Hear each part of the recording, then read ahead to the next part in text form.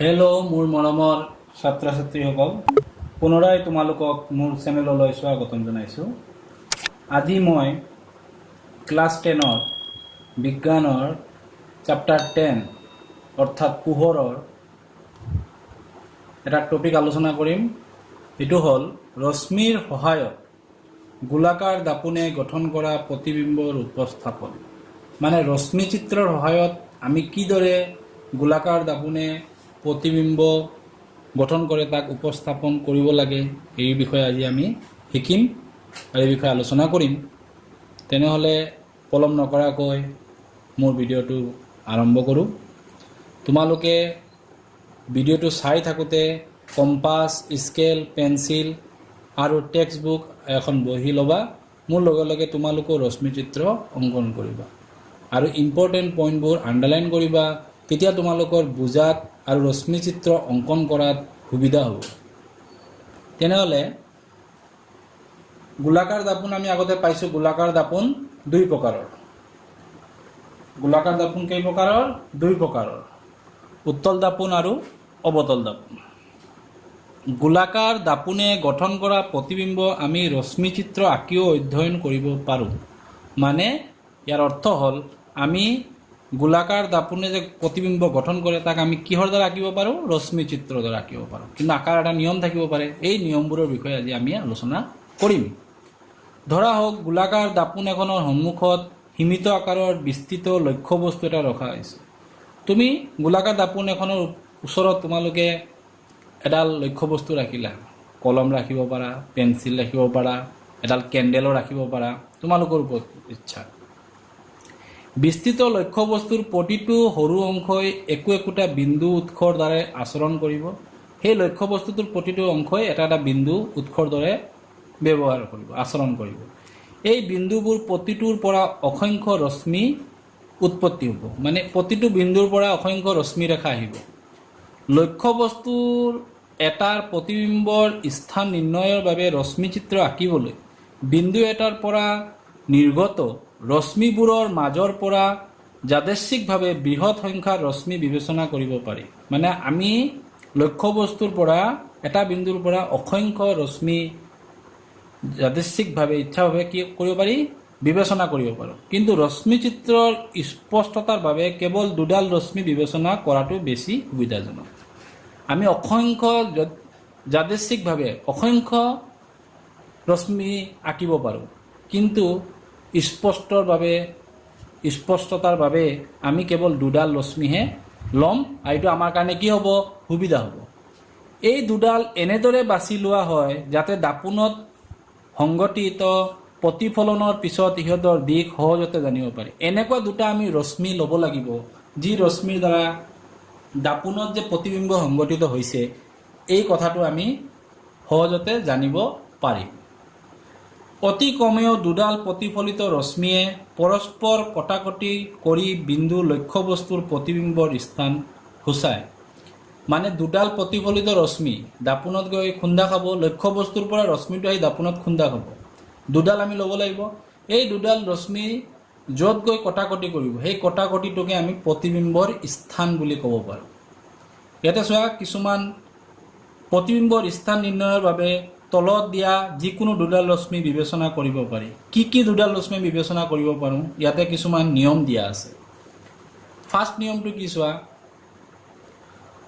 ইয়াতে চোৱা দুডাল, ফাৰ্ষ্ট নিয়মটো আমাৰ কি চোৱা, ইয়াতে আমাৰ দুডাল ৰশ্মি চিত্ৰ আঁকিছে। এই প্ৰতিফলনটো কোনপিনে আছে? ভিতৰ ফালে আছে। ডেট মিনছ এইটো কি? অৱতল দাপোন। আৰু ইয়াতে প্ৰতিফলনটো কোনফালে আছে? বাহিৰৰ ফালে আছে। দাপোনৰ প্ৰতিফলন পৃষ্ঠটো কোনপিনে আছে? বাহিৰৰ ফালে আছে। সেইকাৰণে এইটো হ'ল উত্তল দাপোন। ইয়াতে চোৱা দুডাল ৰশ্মি আমি বিবেচনা কৰিছোঁ, এতিয়া চোৱা কি কৈছে, প্ৰথম নিয়মটো কি কৈছে? মুখ্য অক্ষৰ সমান্তৰালকৈ অহা ৰশ্মি। এইটো চোৱা, ইয়াতে কোনোবা এটা ঠাইত লক্ষ্যবস্তু আছে, এইটো আমাৰ কি? মুখ্য অক্ষ। এই লাইনটো আমি কি বুলি কওঁ? মুখ্য অক্ষ। মুখ্য অক্ষ কি মই আগৰ ভিডিঅ'ত বুজাই দিছোঁ। যদি তোমালোকে আগৰ ভিডিঅ' চোৱা নাই তেনেহ'লে মোৰ চেনেলত গৈ প্লেলিষ্টত সোমালে তোমালোকে আগৰ ভিডিঅ'বোৰ পাবা। তেতিয়া মুখ্য অক্ষ কি বস্তু গম পাবা। এই মুখ্য অক্ষৰ সমান্তৰালকৈ এডাল ৰশ্মি লক্ষ্য বস্তুৰ পৰা আহিছে। অৱতল দাপোনৰ ক্ষেত্ৰত, এইটো অৱতল দাপোন, দাপোনৰ ভিতৰ ফালে আছে প্ৰতিফলন পৃষ্ঠ, ক্ষেত্ৰত ফকাছৰ মাজেদি যাব, মানে প্ৰতিফলক লক্ষ্য বস্তুৰ পৰা মুখ্য অক্ষৰ সমান্তৰালকৈ আহি দাপোনত খুন্দা খাব, খুন্দা খাই কাৰ মাজেৰে যাব? ফকাছৰ মাজেৰে যাব, অৱতল দাপোনৰ ক্ষেত্ৰত। আৰু উত্তল দাপোনৰ ক্ষেত্ৰত কি হ'ব? এইটো উত্তল দাপোন। উত্তল দাপোনত কি হ'ব? ফকাছৰ পৰা অপসাৰী হোৱা যেন লাগিব, মানে ফকাছৰ পৰা অহা যেন লাগিব। ইয়াতে এইটোত আমি ভাবি ল'ম যে ফকাছৰ পৰা আহি আছে, আমি ভাবিব লাগিব। এইকাৰণে ইয়াতে ডট ডট ডট ডট দিছে। ইয়াতে আমাক সলিড লাইন দিয়া নাই, ইয়াতে আমাক সলিড লাইন দিছে, মানে এইটো ফকাছৰ মাজেৰে যাব অৱতল দাপোনত। আৰু উত্তল দাপোনত ফকাছৰ পৰা অহা যেন লাগিব, ইয়াক আমি অপসাৰী হোৱা যেন বুলি কওঁ। মানে এতিয়া আমাৰ 2 নম্বৰ, অৱতল দাপোনৰ ক্ষেত্ৰত ফকাছৰ মাজেদি যোৱা ৰশ্মি, এইটো অৱতল দাপোন, ফকাছৰ মাজেদি যোৱা ৰশ্মি, আৰু এইটো ফকাছৰ পৰা অপসাৰী হোৱা ৰশ্মি, ফকাছৰ দিশে অগ্ৰসৰ হোৱা ৰশ্মি। এই যে ফকাছৰ পিনে অগ্ৰসৰ হৈছে যেন পাইছোঁ আমি। প্ৰতিফলনৰ পিছত কি হ'ব? এই যে এইটো আহি লাগিলে ফকাছৰ পিনে অগ্ৰসৰ হোৱা উত্তল দাপোনৰ ক্ষেত্ৰত। আৰু এইটো আমাৰ কি? মুখ্য অক্ষৰ। মুখ্য অক্ষৰ কি হ'ল? সমান্তৰাল। ঠিক তেনেদৰে অৱতল দাপোনতো চোৱা, ফকাছৰ মাজেৰে যোৱা ৰশ্মি, মুখ্য অক্ষৰ কি হ'ল? সমান্তৰাল। আমি দুটা গম পালোঁ। 3 নম্বৰ পইণ্টত আমাৰ কি দিছে চোৱা, 3 নম্বৰ পইণ্টত আমাৰ কি দিছে?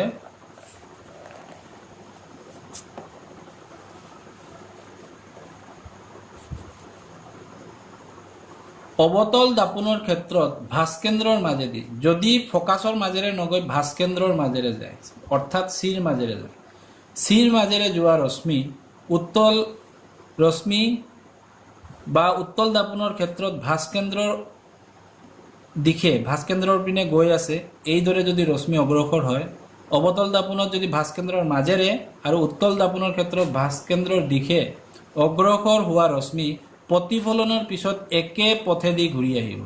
প্ৰতিফলন হোৱাৰ পিছত ইয়াতে গৈ খুন্দা খাব, প্ৰতিফলন হ'ব, আকৌ একে ৰাস্তাৰে ঘূৰি গৈছে। সেইকাৰণে চোৱা, ইয়াতো এৰ'চিন, ইয়াতো এৰ'চিন, এইটো এইফালে আহিছে, আকৌ এই পথেৰে কি গৈছে? উভতি গৈছে। ঠিক একেদৰে ভাস্কেন্দ্ৰৰ পিনে অগ্ৰসৰ হোৱা যেন পোৱা ৰশ্মি আকৌ এই একে দিশেৰে কি আহিছে? উভতি আহিছে। এইটো উত্তল দাপোন, এইটো অৱতল দাপোন। এতিয়া আমাৰ 4 নম্বৰ নিয়মটো কি আছে চাই লওঁ। মুখ্য অক্ষৰ সাপেক্ষে, যদি মুখ্য অক্ষৰ এইটো যদি মুখ্য অক্ষৰ সাপেক্ষে হেলনীয়াকৈ পি বিন্দুলৈ আহে, ডাইৰেক্ট মেৰুত আহি পৰে, এটা আমি পালোঁ ফকাছৰ মাজেৰে গ'লে প্ৰতিফলন হোৱাৰ পিছত মুখ্য অক্ষৰ সমান্তৰাল হয়। এটা আমি পালোঁ ভাস্কেন্দ্ৰৰ মাজেৰে গ'লে ভাস্কেন্দ্ৰৰে উভতি যায়। এতিয়া যদি মুখ্য অক্ষৰ সাপেক্ষে হেলনীয়াকৈ আহি ক'ত পৰিব? মেৰুত পৰিব। তে অৱতল দাপোনৰ ক্ষেত্ৰত বা উত্তল দাপোনৰ ক্ষেত্ৰত কি হ'ব? হেলনীয়াকৈ প্ৰতিফলিত হ'ব। যিদৰে হেলনীয়াকৈ আপাতিত হৈছে, এইদৰে হেলনীয়াকৈ কি হ'ব? প্ৰতিফলিত হ'ব।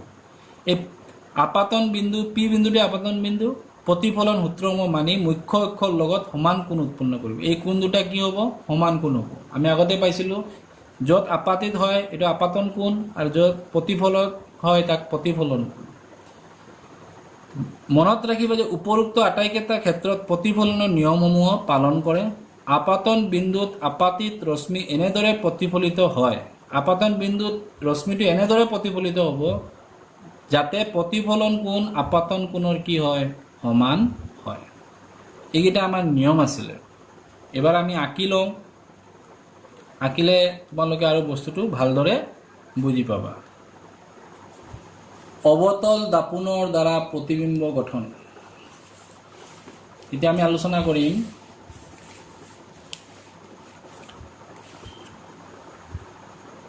অৱতল দাপোনৰ দ্বাৰা প্ৰতিবিম্ব গঠন।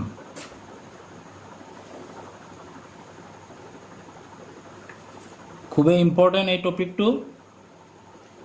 আৰু এটা কথা মনত ৰাখিবা, অৱতল দাপোনত অসৎ সৎ দুই ধৰণৰ প্ৰতিবিম্ব গঠন হ'ব পাৰে, কিন্তু উত্তল দাপোনত সদায় অসৎ প্ৰতিবিম্ব গঠন হ'ব। অৱতল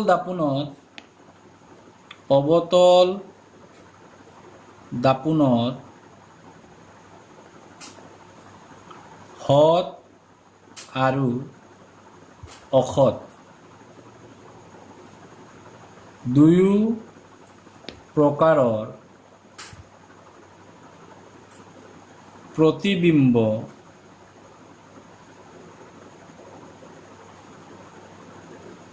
গঠন হ'ব পাৰে।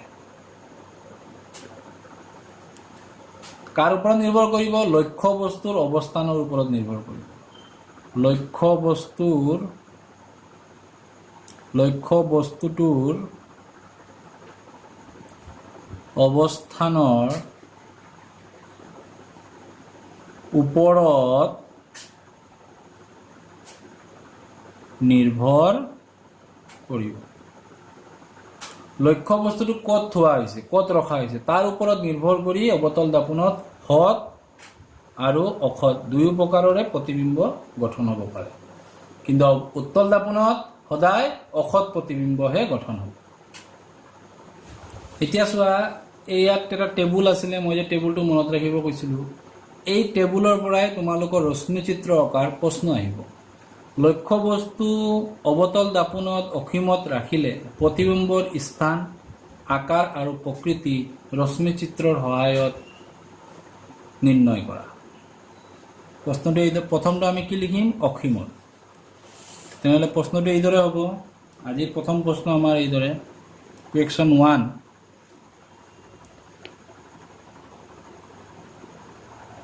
লক্ষ্য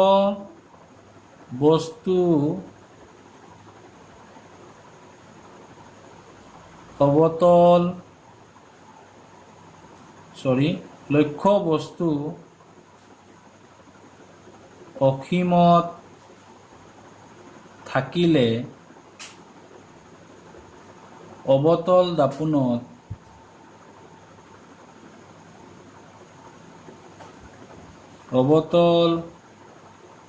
দাপোনত গঠন হোৱা প্ৰতিবিম্বৰ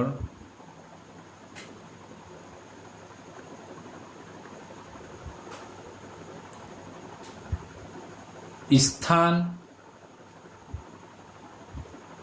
আকাৰ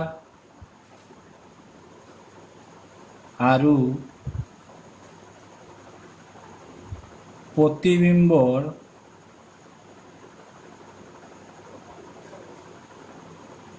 প্ৰকৃতি ৰশ্মি চিত্ৰৰ সহায়ত নিৰ্ণয় কৰা। এইটো প্ৰশ্ন এটা। প্ৰথম আমি অসীমত ৰাখিম। কিদৰে আঁকিম চোৱা। দাপোন আমাৰ কি? অৱতল দাপোন। আমি এটা অৱতল দাপোন আঁকিম। এইটোৰ উত্তৰ।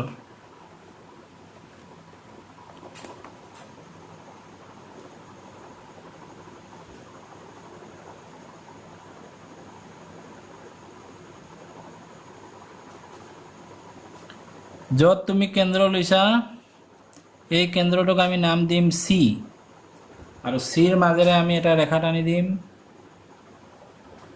এইটোৱে আমাৰ হ'ব কি? মুখ্য অক্ষ। এইটো হ'ব আমাৰ পি। চি আৰু পি ঠিক মাজত আমি এটা আন্দাজ কৰি এইটো কি দিম? এফ। এটা সাইড আমি কি কৰিম? ক্লোজ। তে আমাৰ প্ৰতিবিম্ব পৃষ্ঠটো কোনফালে আছে? ভিতৰ ফালে। মানে এইটো অৱতল দাপোন আঁকি ল'লোঁ আমি। এতিয়া আমাৰ লক্ষ্য বস্তুটো ক'ত আছে? লক্ষ্য বস্তু আমাৰ ক'ত আছে চাম। অসীমত আছে। ইমানখিনি কাম আমি সকলোতে একেই কৰিব লাগিব। অৱতল দাপোনত এইখিনি আগতে আমি কৰি ল'ব লাগিব। এতিয়া আমি লক্ষ্য বস্তু অসীম মানে ধৰা ইয়াতে আছে, দূৰত ক'ত আছে নাজানো, ইয়াতে দিছোঁ আমি এটা লক্ষ্য বস্তু আঁকি। এটা লক্ষ্য বস্তু, ইয়াৰ আমি এনেকৈ নাম দি দিম এইটো বি এ বি, লক্ষ্যবস্তুৰ নাম কি এ বি। আমি আজি নিয়মবোৰত শিকিছিলোঁ লক্ষ্যবস্তুৰ পৰা এডাল ৰশ্মি কাৰ সমান্তৰালকৈ আহিব, মুখ্য অক্ষৰ সমান্তৰালকৈ আহিব, আহি কাৰ মাজেৰে যাব, ফকাছৰ মাজেৰে যাব। তেতিয়া আমি দুডাল ৰশ্মি কল্পনা কৰিম, এডাল ইয়াৰ পৰা আহিব, ওপৰ ফালৰ পৰা আহিব, এডাল কোন ফালৰ পৰা আহিব, তলৰ ফালৰ পৰা আহিব। তো ইয়াৰ পৰা আমাৰ এডাল ৰশ্মি কাৰ সমান্তৰালকৈ আহিব, মুখ্য অক্ষৰ সমান্তৰাল। সদায় লক্ষ্যবস্তুৰ পৰা অহা ৰশ্মি কাৰ সমান্তৰাল হ'ব, মুখ্য অক্ষৰ সমান্তৰাল হ'ব। সমান্তৰাল হৈ ক'ত খুন্দা মাৰিব, প্ৰতিফলন পৃষ্ঠত। খুন্দা মৰাৰ পিছত সদায় কাৰ মাজেৰে যাব, ফকাছৰ মাজেৰে যাব। এইটো আমাৰ কাৰ মাজেৰে যাব, ফকাছৰ মাজেৰে যাব। তেনেহ'লে আমাৰ এইফালে আহিছে, এইফালে গৈছে। ঠিক একেদৰে আমাৰ তলৰ ফালৰ পৰাও অসীমত আছে, তলৰ ফালৰ পৰাও আহিব পাৰে।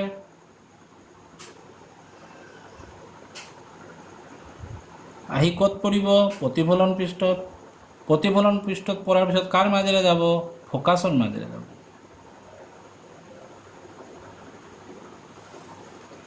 এইফালে আহিছে আৰু এইফালে গৈছে। আমি আৰম্ভণিত পঢ়িছিলোঁ যেতিয়া দুডাল ৰশ্মি এটা বিন্দুত কটাকটি কৰিব সেইটোকে আমি কি বুলি ক'ম, প্ৰতিবিম্বৰ স্থান বুলি ক'ম। তেনেহ'লে আমি এই দুডাল ৰশ্মি ক'ত কটাকটি কৰিছোঁ, ফকাছত, ফকাছ বিন্দুত। তেনেহ'লে আমাৰ প্ৰতিবিম্বটো এইটো। প্ৰতিবিম্বটো ইমানেই সৰু বুজাই যোৱা নাই, এটা বিন্দুৰ সমান হৈছে। এইটো ইমান ডাঙৰ চোৱা, লক্ষ্যবস্তুটো ইমান ডাঙৰ, তাৰ প্ৰতিবিম্বটো কিমান সৰু হৈছে। তেনেহ'লে আমি প্ৰতিবিম্বৰ স্থান পালোঁ ক'ত, ফকাছত। আকাৰ কি, অতি ক্ষুদ্ৰ। আৰু কি হ'ব, প্ৰতিবিম্বটো কি হ'ব, সৎ হ'ব। কাৰণ প্ৰতিবিম্বটো দাপোনৰ সন্মুখত হৈছে। দাপোনৰ পিছফালে হ'লে অসৎ হয়, আৰু দাপোনৰ সন্মুখত হ'লে সৎ প্ৰতিবিম্ব হয়। প্ৰকৃতি পালোঁ, স্থান পালোঁ আৰু আকাৰ পালোঁ। এতিয়া আমি লিখি দিম।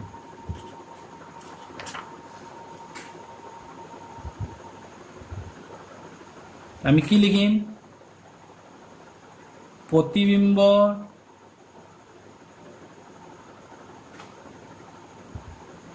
স্থান হ'ল ফকাছ বিন্দু। চোৱা তোমালোকে, প্ৰতিবিম্বৰ স্থান কি, প্ৰতিবিম্বৰ স্থান হ'ল ফকাছ বিন্দু, ফকাছত গঠন হৈছে। আৰু অতি সংকুচিত, একেবাৰে সৰু। ইয়াৰ আকাৰ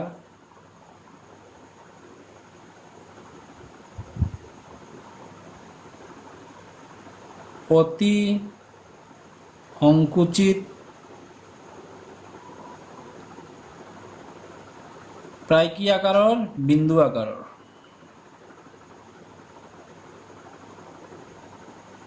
তাৰপিছত প্ৰকৃতি কি হ'ব, প্ৰতিবিম্বৰ প্ৰকৃতি সন্মুখত হ'লে কি হয়, সৎ। সৎ হ'লে সদায় প্ৰতিবিম্বটো ওলোটা হ'ব। মানে এ বি এইদৰে আছে, বি ওপৰত যাবগৈ, এ তলত আহিব। এই বিষয়ে মই আগৰ ভিডিঅ'ত কৈ দিছিলোঁ। প্ৰতিবিম্বৰ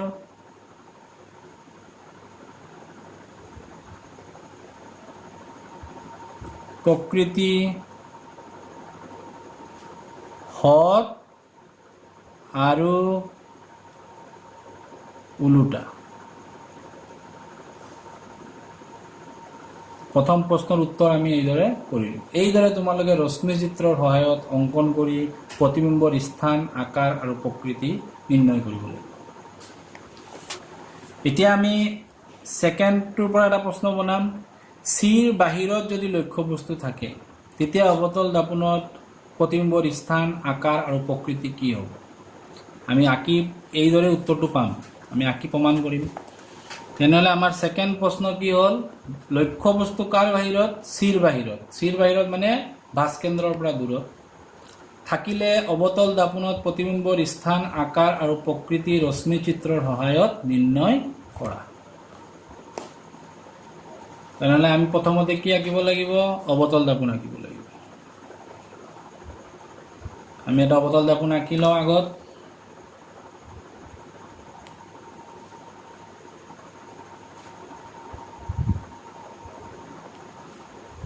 এটাৰ নাম আমি দিল সি। অবতল দাপোনৰ প্ৰতিবিম্ব প্ৰতিফলন পৃষ্ঠ ভিতৰ ফালে থাকে, তেনেহ'লে বাহিৰ ফালে আমি কি কৰিলোঁ, ক্লোজড কৰিলোঁ। চিৰ মাজেৰে আমি কি টানিম, মুখ্য অক্ষ।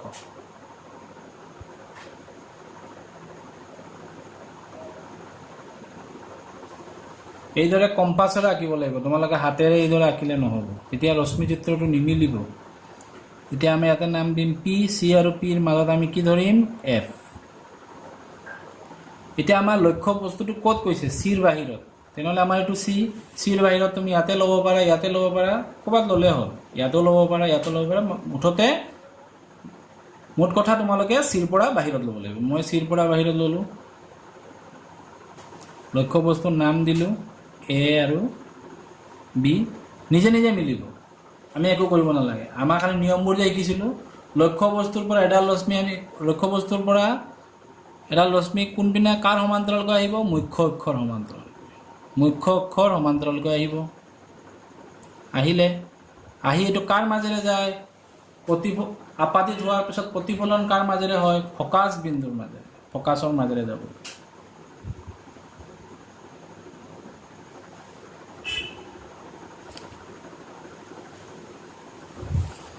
যিবোৰ ৰশ্মি মুখ্য অক্ষৰ সমান্তৰালকৈ আহিব, সদায় ফকাছৰ মাজেৰে পাৰ হ'ব। ফকাছৰ মাজেৰে গৈছে, আগতো গৈছিলে, এতিয়াও গৈছে, গ'ল। আৰু এটা ৰশ্মি আমি কোনপিনে যাব, ভাস্কেন্দ্ৰৰ মাজেৰে। আমি নিয়ম এটাত পঢ়িছিলোঁ, ভাস্কেন্দ্ৰৰ মাজেৰে যোৱা ৰশ্মি ভাস্কেন্দ্ৰেৰে কি হ'ব, উভতি যাব। আৰু সমান্তৰালকৈ অহা ৰশ্মি ফকাছৰ মাজেৰে যাব, ভাস্কেন্দ্ৰৰ মাজেৰে অহা ৰশ্মি ভাস্কেন্দ্ৰেৰে ঘূৰি যাব। আমি যে আজি নিয়মবোৰ পঢ়িছিলোঁ তাতে এইটো আছিলে। নিয়মটো মই আৰু এবাৰ দেখাই দিওঁ তোমালোকক। এই চোৱা ৩ নম্বৰ নিয়মটো, ভাস্কেন্দ্ৰৰে গ'লে ভাস্কেন্দ্ৰৰে কি হয়, উভতি আহে।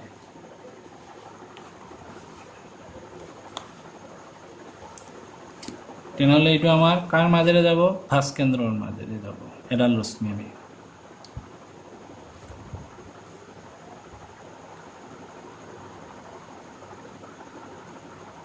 ভাস্কেন্দ্ৰৰ মাজেৰে গ'ল, আকৌ ভাস্কেন্দ্ৰৰে আপাতিত ৰশ্মিটো ভাস্কেন্দ্ৰৰ মাজেৰে, এটা খুন্দা খাই প্ৰতিফলন আকৌ কোনপিনে হ'ব, ভাস্কেন্দ্ৰৰ মাজেৰে। এই দুডাল ৰশ্মি যিডালত কাটিব, এইটো আমাৰ কি, প্ৰতিবিম্বৰ স্থান। ক'ত কাটিছে, ভাস্কেন্দ্ৰ আৰু ফকাছৰ মাজত। ইয়াতে আমি প্ৰতিবিম্বটো আঁকি দিম। প্ৰতিবিম্বটো কোনপিনে হৈছে, দাপোনৰ সন্মুখত, প্ৰতিফলন দাপোনৰ সন্মুখত হৈছে, গতিকে এইটো ওলোটা হ'ব। ওলোটা কিদৰে হ'ব চাই লোৱা। আগৰবাৰতে বিন্দু আকাৰত হৈছিলে, সেইকাৰণে আমি প্ৰতিবিম্বটো আঁকিবই পৰা নাই। এটো আমাৰ তলত গ'লগে আৰু বিটো আমাৰ ক'ত গ'লগে, ওপৰত। এতিয়া ছবিটো চাই পেলাই আমি লিখিব পাৰিম প্ৰতিবিম্বৰ স্থান, আকাৰ, প্ৰকৃতি। প্ৰতিবিম্বটোৰ স্থান ক'ত, ভাস্কেন্দ্ৰ আৰু ফকাছৰ মাজত। প্ৰতিবিম্বৰ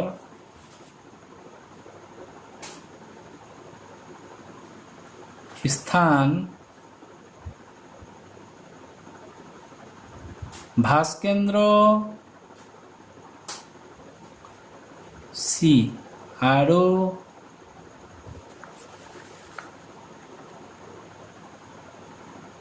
ফকাছ বিন্দু এফৰ মাজত। তাৰপিছত আকাৰ কি, সংকুচিত, আকাৰটো ইয়াৰ পৰা সৰু।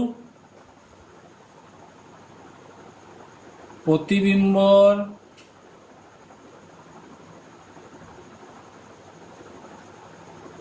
আকাৰ সংকুচিত, প্ৰকৃতি কি, সন্মুখত মানে হত, হত হ'লে কি হ'ব, ওলোটা। প্ৰতিবিম্বৰ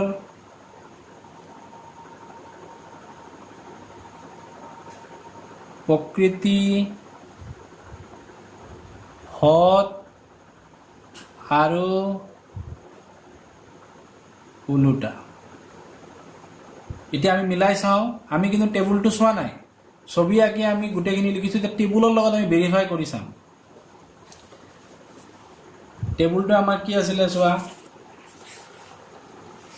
চিৰ বাহিৰত কৰ বাহিৰত চিৰ বাহিৰত প্ৰতিবিম্ব কাৰ মাজত ফকাছ আৰু ভাস্কেন্দ্ৰৰ মাজত সংকুচিত হৈছে হত হৈছে ওলোটা হৈছে তে ছবিটো আঁকি আমি ইয়াৰ লগত ভেৰিফাই কৰি চালো তেনেহলে তোমালোকে যদি কম্পাছৰ সহায়ত ওলোৱা ছবিটো আঁকা তেতিয়াহে তোমালোকৰ ৰশ্মি চিত্ৰটো শুদ্ধকৈ তোমালোকৰ অঁকা হ'ব আৰু হাতেৰে যদি এনেকুৱা এইদৰে আঁকি যধে মধে তোমালোকে ভাস্কেন্দ্ৰ এটা নিজৰ আন্দাজত যদি দিয়া এইটো ভুল হ'ব এইটো শুদ্ধ প্ৰচেছ নহয় তেনেহলে আমি এইদৰে 2 নম্বৰটো কৰিলো এতিয়া আমাৰ 3 নম্বৰ কি কৈছে লক্ষ্য বস্তু ভাস্কেন্দ্ৰত থাকিলে অৰ্থাৎ চিত থাকিলে অবতল দাপনত প্ৰতিবিম্বৰ স্থান আকাৰ আৰু প্ৰকৃতি ৰশ্মি চিত্ৰৰ সহায়ত নিৰ্ণয় কৰা এইটো 3 নম্বৰ তেনেহলে প্ৰথমতে আমি কি আঁকিব লাগিব এটা অবতল দাপন আঁকিব লাগিব আগৰ দৰে সেম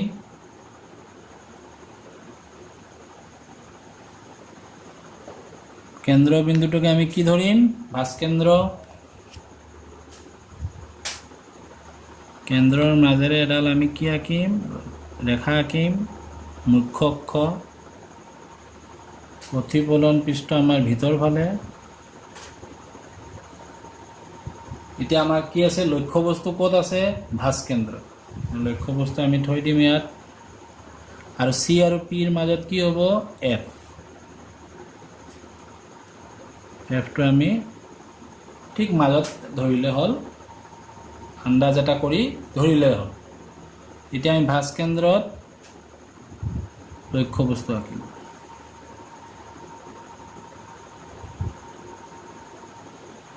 নাম দিলো এ বি ভাস্কেন্দ্ৰত লক্ষ্য বস্তুৰ পৰা এডাল ৰশ্মি কাৰ সমান্তৰালকৈ আহিব মুখ্য অক্ষৰ সমান্তৰালকৈ আহিব আহি দাপোনত আহি কি হ'ব আপাতিত হ'ব আৰু এইডাল কাৰ মাজেৰে যায় নিয়ম অনুযায়ী ফকাছ বিন্দুৰ মাজেৰে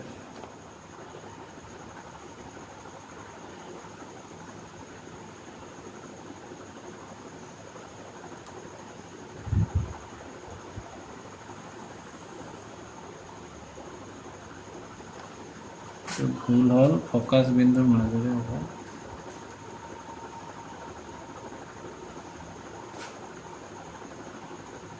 ইয়াৰ পৰা আহিব ফকাছ বিন্দুৰ মাজেৰে যাব এইফালে আহিলে এইফালে গ'ল ফকাছ বিন্দুৰ মাজেৰে গ'ল এতিয়া আৰু এডাল ৰশ্মি আমাৰ ফকাছৰ মাজেৰে যাব এডাল ৰশ্মি ভাস্কেন্দ্ৰৰ মাজেৰে যায় আগতে যেনেকৈ এডাল ৰশ্মি আমাৰ সমান্তৰালকৈ ফকাছৰ মাজেৰে গ'ল আৰু এডাল ভাস্কেন্দ্ৰৰ মাজেৰে গ'ল ভাস্কেন্দ্ৰৰ মাজেৰে উভতি গ'ল ইয়াতে ভাস্কেন্দ্ৰৰ ওপৰতে লক্ষ্য বস্তুটো আছে সেইবাবে এইটো কাৰ মাজেৰে যাব ডাইৰেক্ট ফকাছৰ মাজেৰে যাব এই দুটা এংগুল অলপ মিলাব চেষ্টা কৰিবা এই টপিকটো এই বিশেষকৈ এই অংকন প্ৰক্ৰিয়াত লক্ষ্য বস্তু যেতিয়া ভাস্কেন্দ্ৰত থাকে এই দুটাৰ গেপ তোমালোকে মিলাবলৈ চেষ্টা কৰিবা এইটো ইমান সৰু দিলে নহ'ব এইটো যিমান ডাঙৰ দিছা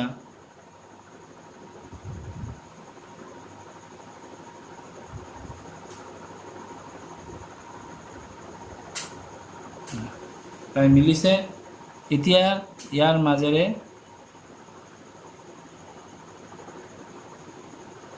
ফকাছৰ মাজেৰে যোৱা ৰশ্মি কাৰ মাজেৰে যায় কাৰ সমান্তৰাল হয় মুখ্য অক্ষৰ সমান্তৰাল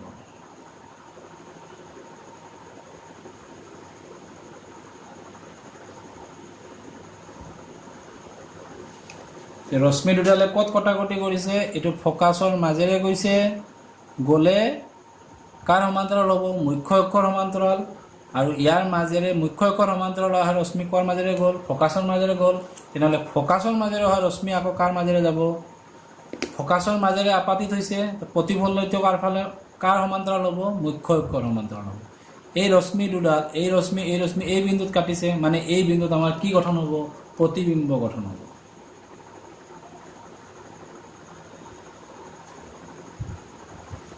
প্ৰতিবিম্বটো ক'ত গঠন হ'ল দাপোনৰ সন্মুখত মানে এইটো হত প্ৰতিবিম্ব উল্টা হ'ব এইটো এ ডেছ এইটো বি ডেছ চোৱা এটো তললৈ গ'ল বিটো ওপৰলৈ গ'ল তেনেহ'লে আমি কি পালোঁ প্ৰতিবিম্বটো ক'ত গঠন হ'ল ভাস্কেন্দ্ৰতে গঠন হ'ল প্ৰতিবিম্ব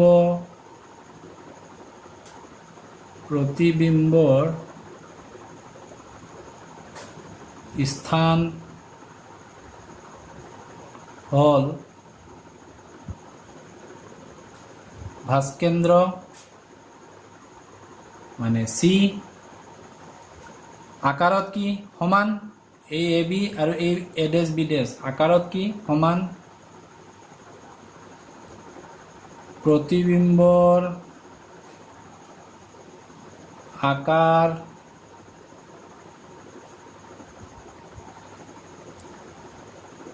লক্ষ্য বস্তুৰ সমান আৰু প্ৰতিবিম্ব প্ৰকৃতি কি হ'ব, সন্মুখত মানে হত, হত হ'লে ওলোটা। প্ৰতিবিম্বৰ প্ৰকৃতি হত আৰু ওলোটা। এতিয়া আমি এইটো টেবুলৰ লগত মিলাই চাওঁ, ভেৰিফাই কৰি চাওঁ হৈছে নে নাই। এই চোৱা, প্ৰতিবিম্ব ভাস্কেন্দ্ৰত লক্ষ্যবস্তু ভাস্কেন্দ্ৰত প্ৰতিবিম্ব ভাস্কেন্দ্ৰত একে আকাৰৰ হয়, হত পালোঁ উল্টা পালোঁ। দেখিলা ছবিৰ লগত এইটো মিলি গৈছে। এতিয়া কুৱেশ্যন নাম্বাৰ 4, লক্ষ্যবস্তু ভাস্কেন্দ্ৰ আৰু ফকাছৰ মাজত থাকিলে অৱতল দাপোণত গঠন হোৱা প্ৰতিবিম্বৰ স্থান, আকাৰ আৰু প্ৰকৃতি ৰশ্মি চিত্ৰৰ সহায়ত নিৰ্ণয় কৰা। তেনেহ'লে আমি কি কৰিম, প্ৰথমতে এটা অৱতল দাপোণ আঁকিম।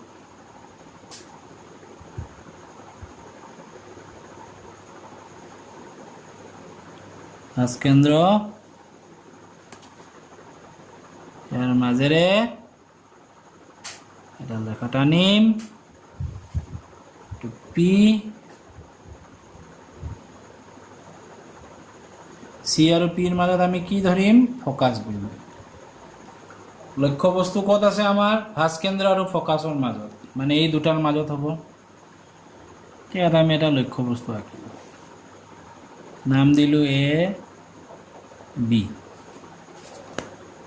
প্ৰথম ৰশ্মিডাল কাৰ সমান্তৰালকৈ আহিব, মুখ্য অক্ষৰ সমান্তৰালকৈ আহিব, ইয়াত আপাতিত কাৰ মাজেৰে পাৰ হৈ যাব, ফকাছৰ মাজেৰে।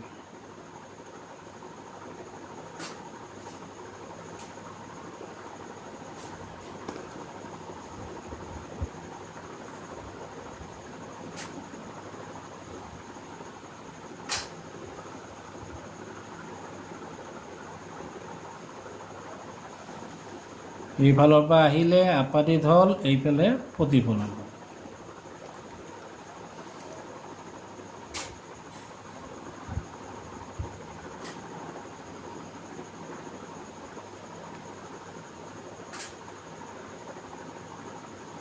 আৰু এটা আমাৰ কাৰ মাজেৰে যায়, ভাস্কেন্দ্ৰৰ মাজেৰে। আগৰটোত আমাৰ ভাস্কেন্দ্ৰতে লক্ষ্যবস্তু আছিলে, এইবাৰ আমাৰ ভাস্কেন্দ্ৰত নাই লক্ষ্যবস্তু, তেনেহ'লে ভাস্কেন্দ্ৰৰ মাজেৰে যাব। ইয়াৰ পৰা আমাৰ লক্ষ্যবস্তুৰ পৰা ভাস্কেন্দ্ৰৰ মাজেৰে এইদৰে যাব লাগিব।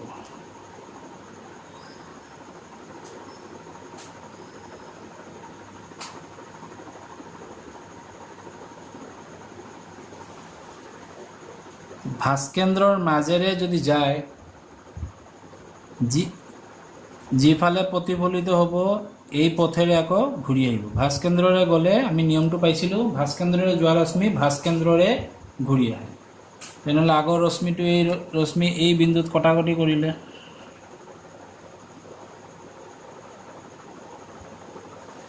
ইয়াতে গৈ দুডাল ৰশ্মি কি কৰিলে, কটাকটি কৰিলে, মানে এইটো প্ৰতিবিম্বৰ স্থান। প্ৰতিবিম্বটো আমাৰ ইয়াতে হ'ব।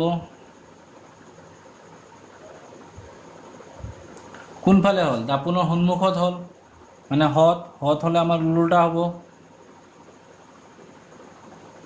প্ৰতিবিম্বটো ক'ত গঠন হ'ল, ভাস্কেন্দ্ৰৰ বাহিৰত, অৰ্থাৎ চিৰ বাহিৰত। আকাৰত কি হ'ল, ডাঙৰ হ'ল, সন্মুখত মানে হত হ'ল আৰু ওলোটা হ'ল। গোটেইখিনি পাই গ'লোঁ। আমি উত্তৰটো লিখিম কি,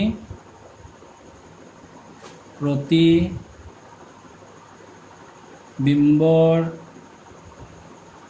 স্থান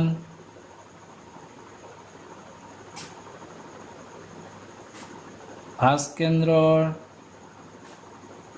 বাহিৰত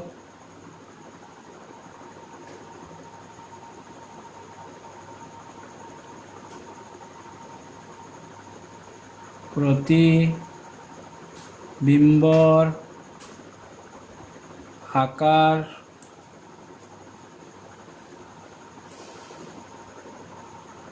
ডাঙৰ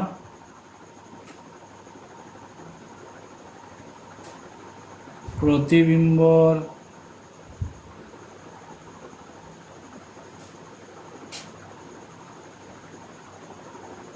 প্ৰকৃতি হ্ৰদ আৰু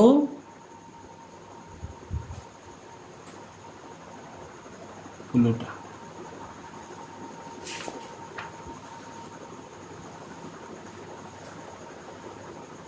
ডাঙৰ বা বিবৰ্ধিত ক'ব পাৰা বিবৰ্ধিত বুলি কিতাপত আছে, তোমালোকে ডাঙৰ বুলিও ক'ব পাৰা। এতিয়া মিলাই চাম। এই চোৱা, ভাঁজ কেন্দ্ৰ আৰু ফকাছত থাকিলে কি হয়, চিৰ পৰা আঁতৰত, মই বাহিৰত লিখিছোঁ, একে কথা। বিবৰ্ধিত মানে কি, ডাঙৰ, হ্ৰদ হৈছে আৰু ওলোটা হৈছে। 5 নম্বৰ আমাৰ কি দিছে, লক্ষ্যবস্তু ফকাছত থাকিলে অৱতল দাপোনত গঠন হোৱা প্ৰতিবিম্বৰ স্থান, আকাৰ, প্ৰকৃতি ৰশ্মি চিত্ৰৰ সহায়ত নিৰ্ণয় কৰা। ঠিক আগৰ দৰে আমি কি আঁকিম, অৱতল দাপোন।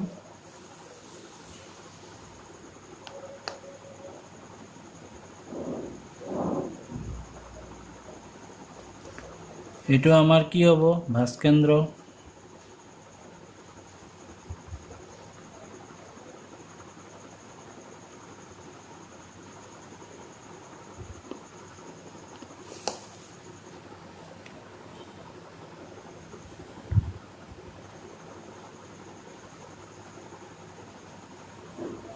চি আৰু পিৰ মাজত আমি কি ধৰিম, এফ। লক্ষ্যবস্তু ক'ত ৰাখিব কৈছে, ফকাছত। আমি লক্ষ্যবস্তু ক'ত ৰাখিম, ফকাছত ৰাখিব লাগিব, মানে ইয়াত।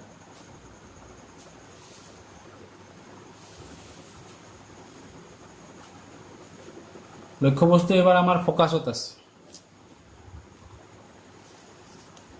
লক্ষ্যবস্তুৰ পৰা এডাল ৰশ্মি মেৰুৰ সমান্তৰালকৈ আহি কাৰ মাজেৰে যাব, ফকাছ বিন্দুৰ মাজেৰে।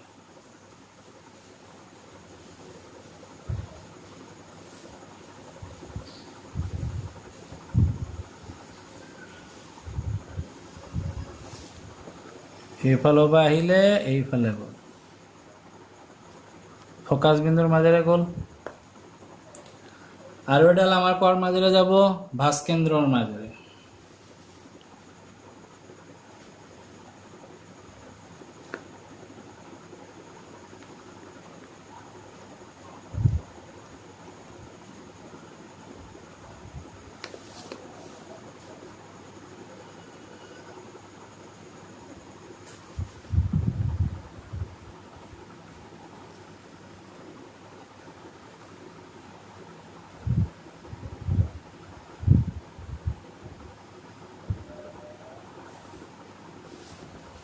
ভাঁজ কেন্দ্ৰৰ মাজেৰে যোৱা ৰশ্মিডাল আকৌ কিহেৰে উভতি আহিব, ভাঁজ কেন্দ্ৰৰে উভতি আহে। আৰু ফকাছৰ মাজেৰে কোনডাল যাব, মুখ্য অক্ষৰ সমান্তৰালকৈ অহা ৰশ্মি ফকাছৰ মাজেৰে যাব, আৰু ফকাছৰ মাজেৰে যদি কোনোবা ৰশ্মি যায়, মুখ্য অক্ষৰ সমান্তৰাল। নিয়মত আমি পাইছিলোঁ। তেনেহ'লে চোৱা, দুটা ৰেখা কি হ'ল, সমান্তৰাল হ'ল। সিহঁতে ক'ত গৈ মিলিব, আমি সাধাৰণতে কি জানো, সমান্তৰাল ৰেখা কি হয়, নিমিলে। কিন্তু এইটো মিলিবই লাগিব, নহ'লে আমাৰ প্ৰতিবিম্ব গঠন নহ'ব। ক'ত গৈ মিলিব আমি ঠিক নাজানো, অসীমত গৈ মিলিব আমি ঠিক নাজানো, ইয়াতে মিলিব নে ইয়াতে মিলিব, আমি নিৰ্দিষ্ট ক'ব নোৱাৰোঁ। সেইবাবে ইয়াৰ আমি প্ৰতিবিম্বৰ স্থানটো কি ধৰিব লাগিব, অসীম। তেনেহ'লে আমাৰ ইয়াতে প্ৰতিবিম্বৰ স্থান কি লিখিম আমি উত্তৰত, প্ৰতিবিম্বৰ স্থান অসীমত। প্ৰতিবিম্বৰ স্থান অসীমত আকাৰ কি লিখিম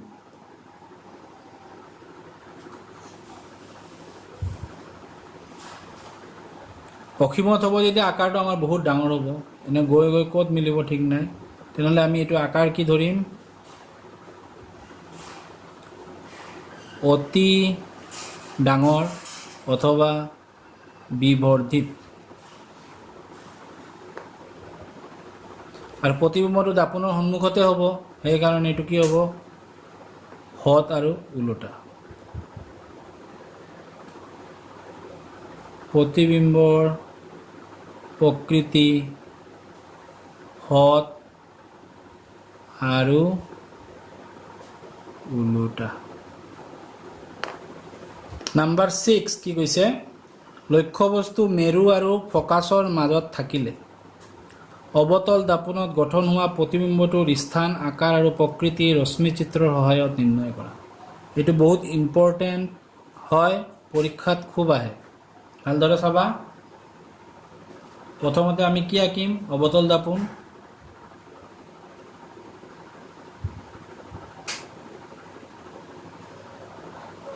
কেন্দ্ৰটোক আমি কি ধৰিম ভাস্কেন্দ্ৰ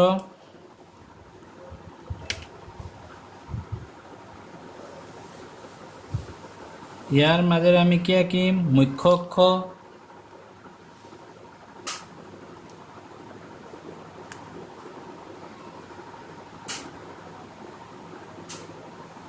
সি আৰু পিৰ মাজত কি হ'ব আমাৰ ফকাছ বিন্দু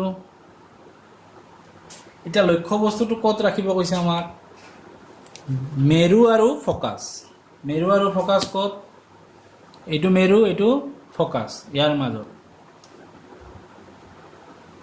এটা থলে হ'ল লক্ষ্য বস্তুৰ নাম দিলে হ'ল এ আৰু কি বি সমান্তৰালকৈ আহিব মেৰুৰ সমান্তৰাল আহি কাৰ মাজেৰে যায় মেৰুৰ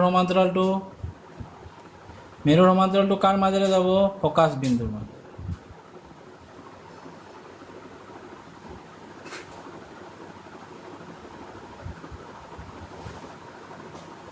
এইদৰে গ'ল এইফালে ওলাই গ'ল আৰু এডাল আমাৰ কাৰ মাজেৰে যায় ভাস্কেন্দ্ৰৰ মাজেৰে যায় আৰু ভাস্কেন্দ্ৰৰে উভতি আহে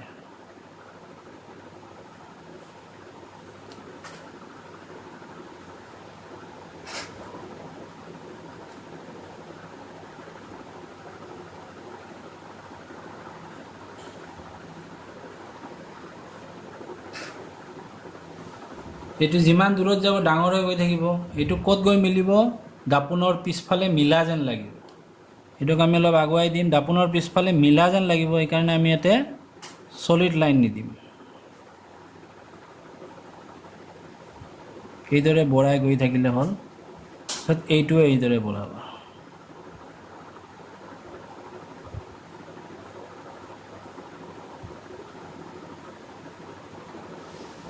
চোৱা আমাৰ দাপোনৰ পিছফালে হ'ল সেইকাৰণে আমি টেঙা ডট ডট দিলোঁ এইটো মিলা যেনহে লাগিব সঠিককৈ মিলিছেনে নাই আমি ক'ব নোৱাৰোঁ দাপোনৰ পিছফালে হ'লে আমি সদায় জানো কি প্ৰতিবিম্ব অসৎ প্ৰতিবিম্ব আৰু অসৎ প্ৰতিবিম্ব সদায় কি হয় থিয় হয় আগৰবোৰ সদায় ওলোটা হৈছিলে এটো তলত গৈছিলে এতিয়া কিন্তু এ ওপৰত আছে বিও তলত আছিল বি তলত বি ডেছ তলত প্ৰতিবিম্বটো একেই প্ৰতিবিম্বটো থিয় আৰু দাপোনৰ পিছফালে কাৰণে এইটো অসৎ হ'লে এইটো কি হ'ব থিয় হ'ব আৰু কি হৈছে বিবৰ্ধিত হৈছে তেনেহ'লে আমি কি লিখিম প্ৰতিবিম্বটো কোনফালে গঠন হৈছে দাপোনৰ পিছফালে প্ৰতিবিম্বৰ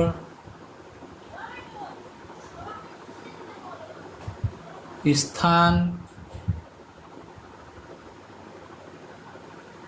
দাপোনৰ পিছফালে আকাৰ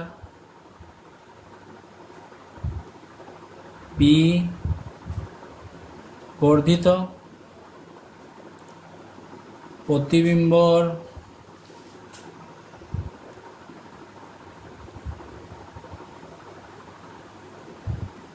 প্ৰকৃতি অসৎ আৰু থিয় তেনেহ'লে আমি যিমান আঁকিলোঁ অৱতল দাপোনত আটাইবোৰ আমি হৎ প্ৰতিবিম্ব পালোঁ। কেতিয়া আমি অসৎ পালোঁ? ইয়াতে আমি এই চোৱা, মই ইয়াতে ৰশ্মিটো দিয়া নাই, তোমালোকে দিব লাগিব, নিদিলে কিন্তু কাটি দিব।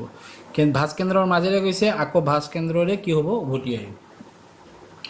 তেনেহ'লে আমি কি পালোঁ? অৱতল দাপোনত সকলোবোৰ আমি কি পালোঁ? হৎ প্ৰতিবিম্ব। কিন্তু এটা ক্ষেত্ৰত যেতিয়া লক্ষ্য বস্তুটো মেৰু আৰু ফকাছৰ মাজত থাকে, তেতিয়া আমাৰ প্ৰতিবিম্বটো কি হ'ল? অসৎ হ'ল। তেনেহ'লে আমি কি গম পালোঁ? লক্ষ্য বস্তুটো ৰখাৰ ওপৰতে নিৰ্ভৰ কৰিব হৎ হ'বনে অসৎ হ'ব। প্ৰতিবিম্বটো বিবৰ্ধিত হ'বনে, সৰু হ'বনে, সমান হ'ব, কাৰ ওপৰত নিৰ্ভৰ কৰে? লক্ষ্য বস্তুৰ অৱস্থানৰ ওপৰত। তেনেহ'লে আমি দেখা পালোঁ অৱতল দাপোনত, মই যে লিখি দিছিলোঁ প্ৰথমতে, অৱতল দাপোনত হৎ অসৎ দুয়োবিধ ধৰণৰ প্ৰতিবিম্ব গঠন হ'ব পাৰে। এতিয়া মই উত্তল দাপোনৰ দ্বাৰা প্ৰতিবিম্ব গঠন কিদৰে হয় এইটো আমি ৰশ্মি চিত্ৰৰ দ্বাৰা গম পাম।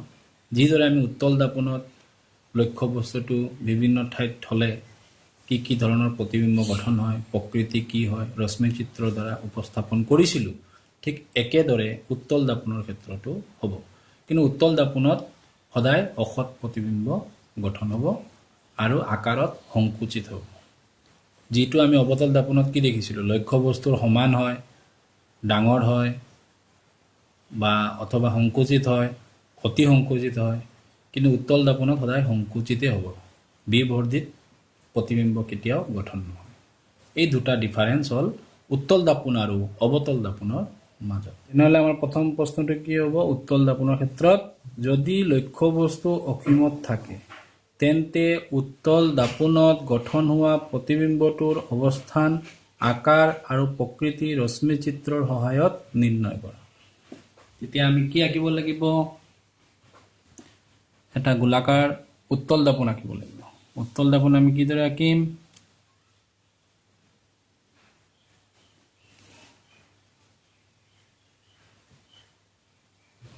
এইদৰে আমি এটা কেন্দ্ৰ ল'ম।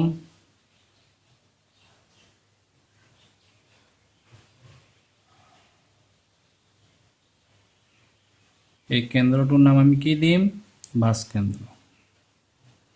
আৰু অৱতল দাপোনত ভিতৰ ফালে থাকিব প্ৰতিফলন পৃষ্ঠ, আৰু উত্তল দাপোনত বাহিৰ ফালে থাকিব। মানে ভিতৰ ফালে আমি কি কৰি দিম? ব্লক কৰি দিম। ব্লক আমি কিয় কৰোঁ? এটা প্ৰতিফলন পৃষ্ঠটোত আমি নকৰোঁ, আৰু এই চাইডত আমি টান টান দিছোঁ নে নাই? তোমালোকৰ ঘৰত থকা দাপোনখন, যিখনত আমি আমাৰ নিজৰ মুখমণ্ডল আমাক নিজকে চাব পাৰোঁ, প্ৰতিবিম্ব, নিজৰ প্ৰতিবিম্ব আমি চাব পাৰোঁ, সেই দাপোনৰ পিছফালে চাবা এটা প্ৰলেপ দিয়া থাকে, ৰঙা ৰঙৰ, মেক্সিমাম টাইম ৰঙা ৰঙে থাকে। এইটো কিহৰ প্ৰলেপ থাকে? এলুমিনিয়ামৰ প্ৰলেপ হ'ব পাৰে, নিকেলৰ প্ৰলেপ হ'ব পাৰে, চিলভাৰৰ প্ৰলেপ দিয়া থাকে। এইভাবে এই প্ৰলেপটো দিয়া থাকে যাতে আমাৰ গাত যেতিয়া পোহৰ ৰশ্মিটো পৰিব, আমাৰ গাৰ পৰা ৰশ্মিটো গৈ ক'ত পৰিব? দাপোনত পৰিব। যদি এইটো প্ৰলেপ দিয়া নাথাকে, সেই ৰশ্মিটো দাপোনেৰে পাৰ হৈ যাব। পাৰ হৈ গ'লে আমাৰ প্ৰতিবিম্বটো আমি ভালদৰে দাপোনখনত দেখা নাপাম। সেইবাবে দাপোনৰ এটা ছাইডত নিকেল, ক্ৰমিয়াম, চিলভাৰ অথবা এলুমিনিয়ামৰ কি থাকে? প্ৰলেপ দিয়া থাকে। সেইবাবে আমি এটা ছাইড ইয়াতে আঁকি পেলাই এইদৰে বুজাই দিয়া হৈছে। আমি যিবোৰ দাপোনত চাওঁ নিজকে, এইবোৰ সমতল দাপোন। যিকোনো দাপোনেই হওক, সমতল দাপোন হওক অথবা গোলাকাৰ দাপোন হওক, প্ৰতিফলন পৃষ্ঠৰ বেক ছাইডত এইদৰে আমাৰ কি থাকিব? ব্লক কৰা থাকিব, বন্ধ কৰি দিয়া হ'ব, যাতে পোহৰটো পাৰ হৈ যাব নোৱাৰে। তেনেহ'লে তোমালোকে এটা চি ল'লা। এতিয়া ইয়াৰ মাজেৰে আমি কি আঁকিম? মুখ্য অক্ষ।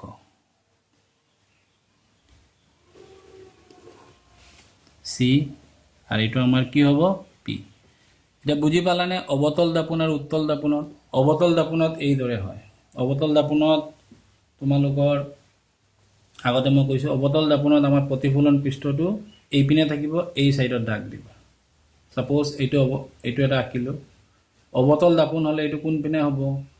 দাগটো বাহিৰৰ ফালে হ'ব, আৰু এই ভিতৰ ফালে আমাৰ কি থাকিব? প্ৰতিফলন পৃষ্ঠ। এইটো আমাৰ কেন্দ্ৰটো চি হ'ব, এইটো পি হ'ব। কিন্তু এইটো উত্তল দাপোন, আমাক উত্তল দাপোন কৈছে, সেইকাৰণে প্ৰতিফলন পৃষ্ঠটো বাহিৰৰ ফালে। পি হ'ল।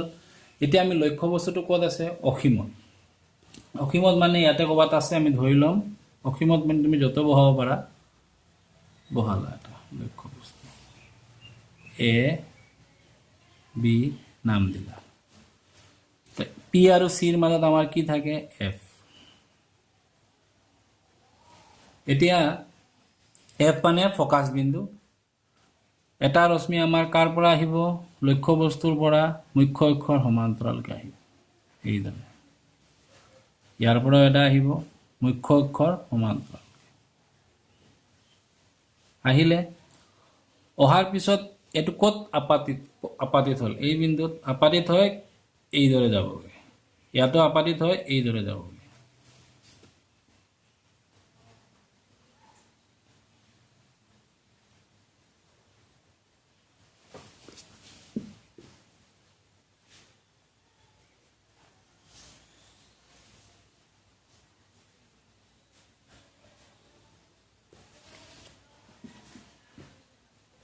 এইপিনে আহি ইয়াতে আপাতিত হয় এইপিনে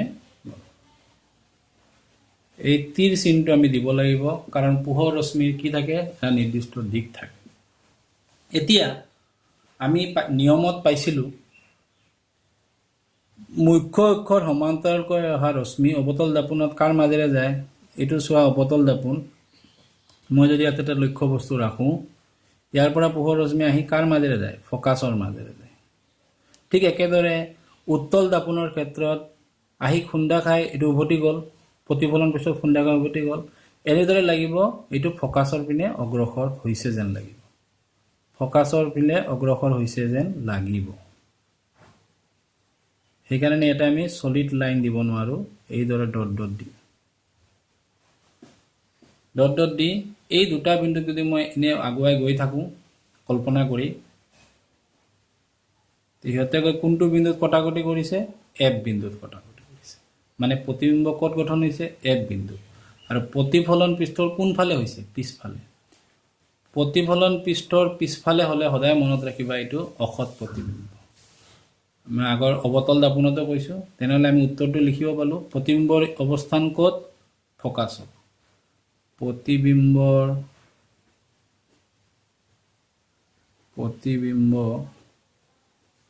টুৰ অৱস্থান ফকাসত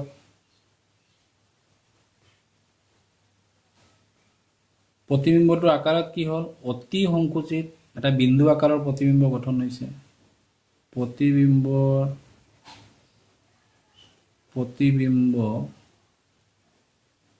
টু অতি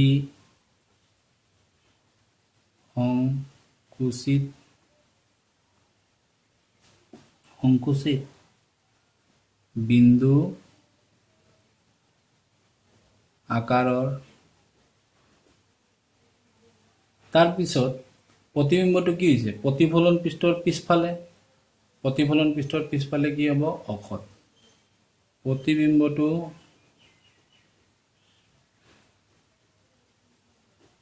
প্ৰতিবিম্বটো অসৎ আৰু অসৎ হলে আমি জানো থিয় হয় এবি যিদৰে আছে এইদৰে থাকিব এটা আমাৰ প্ৰথম উত্তল দাপোনত এইটো প্ৰশ্ন আহিলে আহিব পাৰে নেক্সট 2 নম্বৰ আৰু এটা অৱস্থান আছে যদি লক্ষ্য বস্তু আমি প্ৰথমটো মিলাই লওঁ টেবুলৰ লগত এই চোৱা অসীম দূৰত্বত থাকিলে প্ৰতিবিম্ব কত পালো আমি ফকাসত পালো অতিশয় সংকুচিত বিন্দু আকাৰৰ আৰু কি পালো প্ৰকৃতি অসৎ আৰু থিয় এতিয়া আমি লক্ষ্য বস্তু কত ৰাখিম অসীম দূৰত্ব আৰু দাপোনৰ মাজত তাৰ পিছত আমি কি পাওঁ চাম টেবুলৰ লগত মিলাই তেনেহলে আমাৰ 2 নম্বৰ প্ৰশ্ন কি হ'ব যদি লক্ষ্য বস্তু অসীম দূৰত্ব আৰু মেৰুৰ মাজত থাকে তেন্তে উত্তল দাপোনত গঠন হোৱা প্ৰতিবিম্বটোৰ অৱস্থান আকাৰ আৰু প্ৰকৃতি ৰশ্মি চিত্ৰৰ সহায়ত নিৰ্ণয় কৰা ঠিক আগৰ দৰে আমি এটা উত্তল দাপোন আঁকিম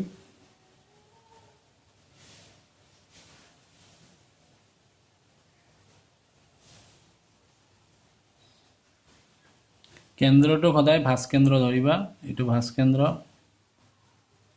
প্ৰতিফলন পৃষ্ঠটো বাহিৰ ফালে এটা সাইড আমি কি কৰিম ব্লক কৰিম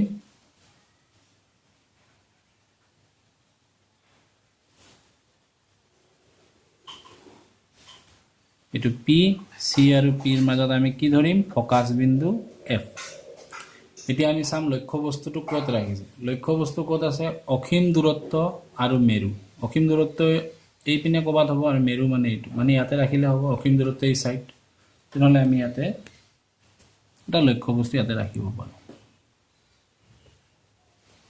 লক্ষ্য বস্তুটোৰ নাম দিলোঁ আমি এ আৰু বি এটা ৰশ্মি কাৰ সমান হৈ আহিব মুখ্য অক্ষৰ সমান্তৰাল হৈ আহিব এইদৰে মুখ্য অক্ষৰ সমান্তৰাল হৈ আহিলে আহি এইটো কাৰ পৰা ফকাছৰ পৰা অহা যেন লাগিব ফকাছৰ পিনে অগ্ৰসৰ হোৱা যেন লাগিব তেনেহ'লে তুমিলোকে এইটো উত্তল দাপোনত অৱতল দাপোনত চোৱা ফকাছৰ মাজেৰে যাব ইয়াতে ফকাছৰ পৰা অগ্ৰসৰ হোৱা যেন লাগিব তেনেহ'লে আমি ইয়াতে ফকাছৰ লগত বহাই ফকাছৰ পৰা ইয়ালৈকে আমি সলিড লাইন নিদিওঁ এইদৰে দিম অগ্ৰসৰ হোৱা যেন লাগিব এইদৰে দিলা আৰু ইয়াত আমি কি দিম সলিড লাইন দিম এইদৰে উত্তল দাপোন এইদৰে যায় মানে খুন্দা খাই ইপিনে গ'লগে কিন্তু এনেকুৱা লাগিব এই ৰশ্মিডাল ক'ৰ পৰা আহি আছে ফকাছৰ পৰা আহি আছে আৰু অৱতল দাপোনত সমান্তৰাল ৰশ্মি ফকাছৰ মাজেৰে অৱতল দাপোনত যিদৰে এডাল ৰশ্মি সমান্তৰাল ৰশ্মিটো ফকাছৰ মাজেৰে যায় আন এডাল ৰশ্মি ভাস্কেন্দ্ৰৰ মাজেৰে যায় ভাস্কেন্দ্ৰৰে উভতি আহে ঠিক ইয়াতো এইদৰে হ'ব এডাল ৰশ্মি আমাৰ ভাস্কেন্দ্ৰৰ ভাস্কেন্দ্ৰৰ পিনে যোৱা যেন দেখা যাব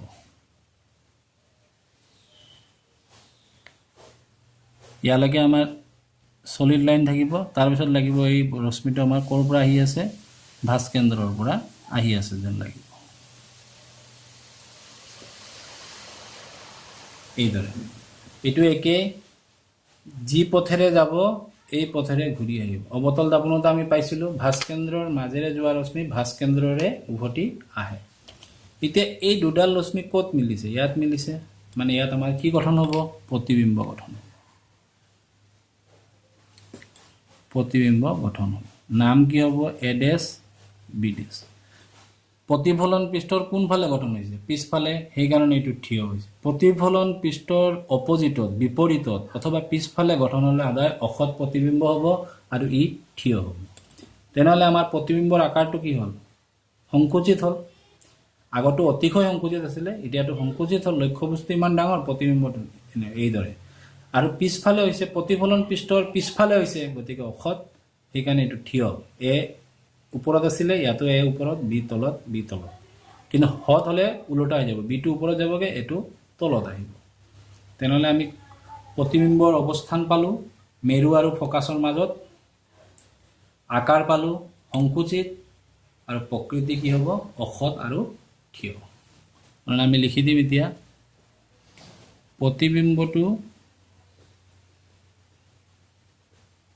প্ৰতিবিম্বটো মেৰু আৰু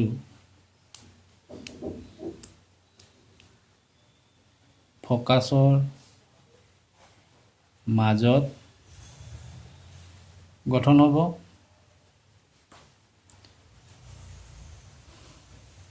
প্ৰতিবিম্বটোৰ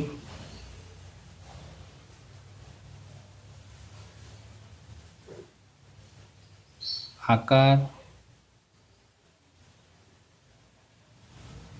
সংকুচিত হ'ব